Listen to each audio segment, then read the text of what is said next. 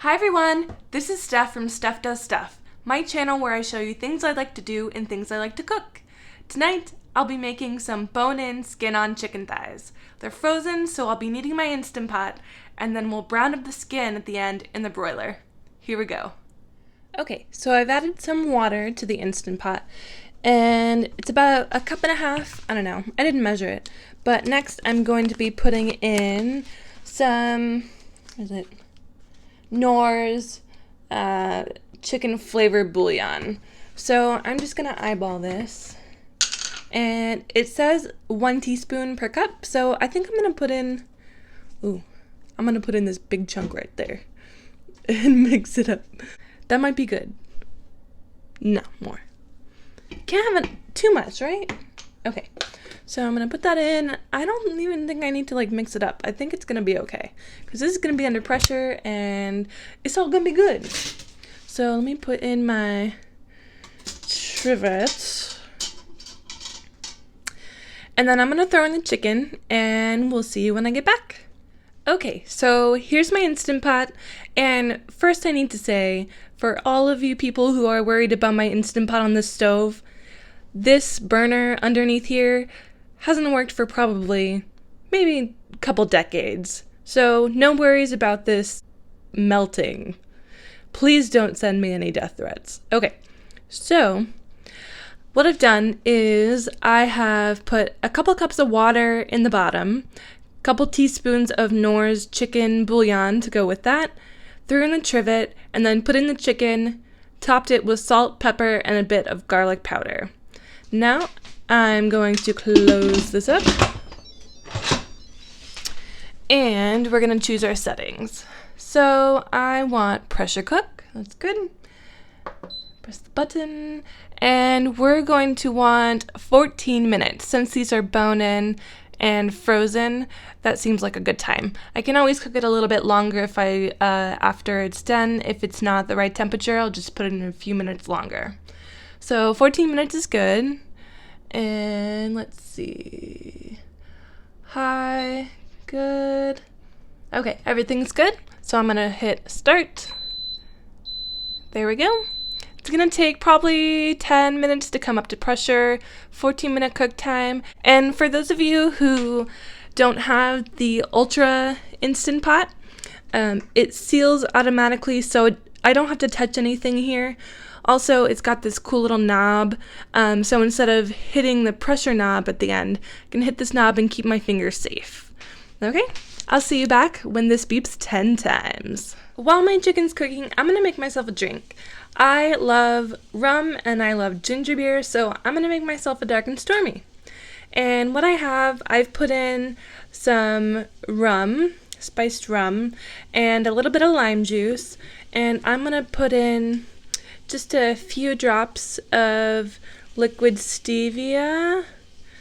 That's good. I can add more later to taste.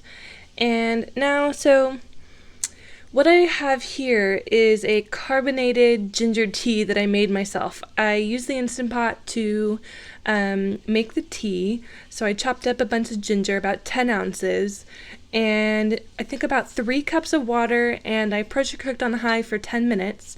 And I let it cool, and then that was the concentrate. Then I used my soda stream over here to make some soda water, poured a little bit out, and added in the concentrate, and that made my ginger beer. It's really good. I didn't put any sweetener in this one because of adding the stevia to the glass. I have done it with real sugar before and brown sugar, and it turned out so good. So good. Okay, but anyhow, I'm trying to go low carb, so that's what we're doing. So once we've got all that in, I want to stir it up. Grab a spoon and stir that up a bit.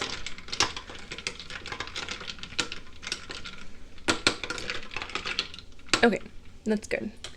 Then we're just gonna top it off with a little bit of Myers dark rum. This gives it that stormy effect. Cool, look at that. Nice layered drink. Yum. So I'm going to be enjoying this tonight while I wait for dinner to be done. Also in the oven, where the kitties are curious, is some cauliflower that I just tossed in some olive oil, salt, pepper, a little bit more of that garlic powder, and I threw it in there on 400. It's gonna be in there for 20 to 25 minutes. We'll see how it turns out. So the Instant Pot just beeped, it's 10 beeps a couple minutes ago, and I was going to let this naturally pressure release, but I need to temp that chicken to make sure it's cooked all the way through. I don't want it to cool down during the pressure release. So what I'm going to do is I'm going to press the button. Ooh, there we go. I'm going to wait for this to calm down, and then I'll be right back.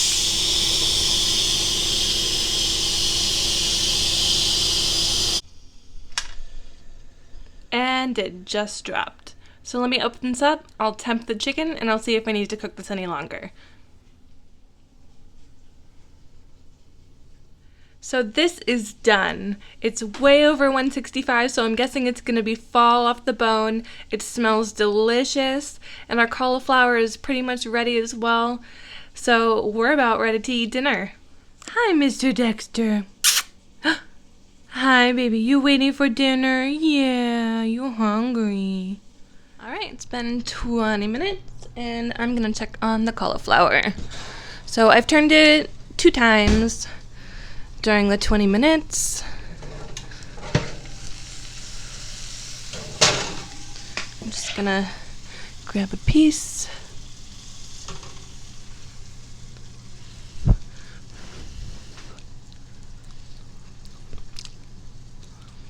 It's hot. That is some good cauliflower. Here we go.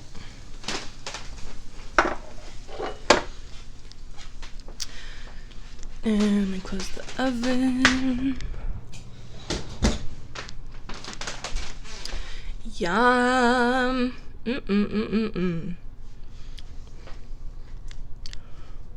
That's really good, guys. I've never made this before.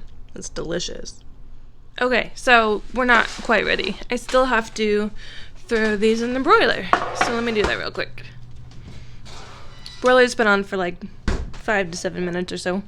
Let me throw that in. I'm gonna watch these really carefully because they will burn easily.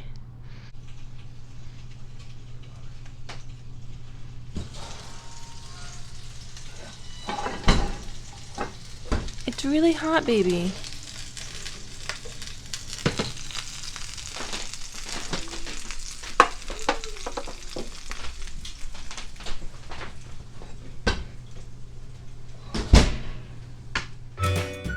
So I don't have the cauliflower here because I ate quite a bit of it and I didn't want to eat any more.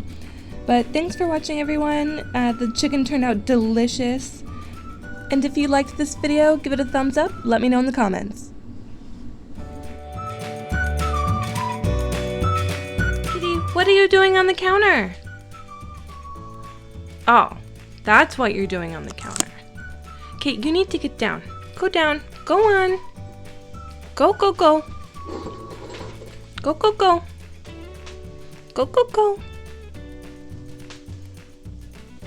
You're so pesky. Kitty's got food, finally. They were so hangry. Angry or hungry? Hangry.